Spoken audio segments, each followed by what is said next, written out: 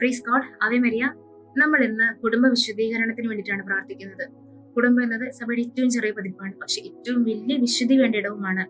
കുടുംബത്തെ ദൈവം അത്രമേൽ പ്രാധാന്യത്തോടെ കാണുന്നത് കൊണ്ടാണ് സഖ്യവൂസ് ദൈവത്തെ തിരിച്ചറിഞ്ഞ് കർത്താവിനോട് ഏറ്റു പറയുന്നു, ഞാൻ പറ്റിച്ചതും വഞ്ചിച്ചതും ഇരട്ടിയായി തിരിച്ചു കൊടുക്കാമെന്ന് പറയുമ്പോൾ നീ നിന്റെ ഭവനവും രക്ഷ പ്രാപിച്ചു എന്നാണ് പറയുന്നത്.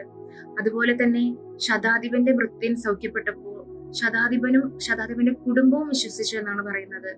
ഇതോടൊപ്പം ചേർത്ത് വെക്കാവുന്ന മറ്റൊരു സംഭവം എന്ന് പറയുന്നത് അപ്പോസ്തല പ്രവർത്തനങ്ങൾ നമ്മൾ കാണുന്നു. പൗലോസും സീലാസും തടവറയിലായിരുന്നപ്പോൾ ഭൃത്യന്മാര് ചോദിക്കുന്നുണ്ട്, കാവൽക്കാര് ചോദിക്കുന്നുണ്ട്, രക്ഷ പ്രാപിക്കാൻ ഞങ്ങൾ എന്ത് ചെയ്യണം? അപ്പൊ അവര് പറഞ്ഞു കൊടുക്കുന്നത്, കർത്താവായ യേശുക്രിസ്തുവിൽ വിശ്വസിക്കുവിൻ, നീയും നിന്റെ കുടുംബവും രക്ഷ പ്രാപിക്കുമെന്ന്. ഈ ലോകമെമ്പാടും കുടുംബങ്ങൾ രക്ഷ പ്രാപിക്കേണ്ടിയിരിക്കുന്നു. പരിശുദ്ധ അമ്മയുടെ പല പ്രത്യക്ഷീകരണങ്ങളിലും പറയുന്നുണ്ട്, അവസാന നാളുകളിൽ പിശാച് കുടുംബത്തിനെതിരെ പ്രവർത്തിക്കുമെന്ന്. അപ്പൊ നമുക്ക് ഓരോരുത്തർക്കും പ്രാർത്ഥിക്കാനുള്ള കടമയുണ്ട്. ഓരോ കുടുംബങ്ങളും വിശുദ്ധീകരിക്കപ്പെടണം.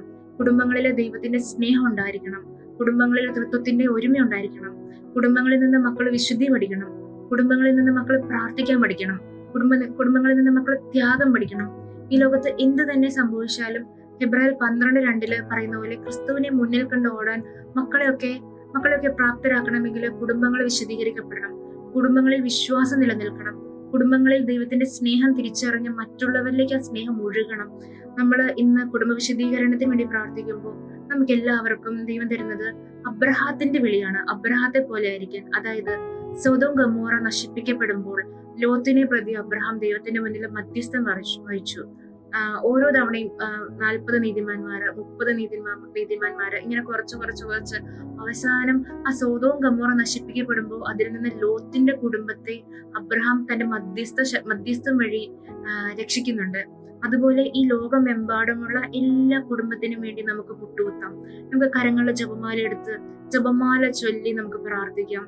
ഈ ലോകത്ത് ലോത്തിന്റെ കുടുംബത്തെ സൊദോം ഗൊമോറ നശിപ്പിച്ചപ്പോൾ രക്ഷപ്പെടുത്തിയതുപോലെ ഈ ലോകത്തെ എല്ലാ കുടുംബങ്ങളും രക്ഷിക്കപ്പെടുവാനും വിശ്വാസത്തിൽ വളരാനും വിശുദ്ധിയിൽ വളരാനും അനേകം ദൈവവിളികൾ ഉണ്ടാകാനും അനേകം വിശുദ്ധർ ഉയർത്തെഴുന്നേൽക്കാനും നമുക്ക് പ്രാർത്ഥിക്കാം.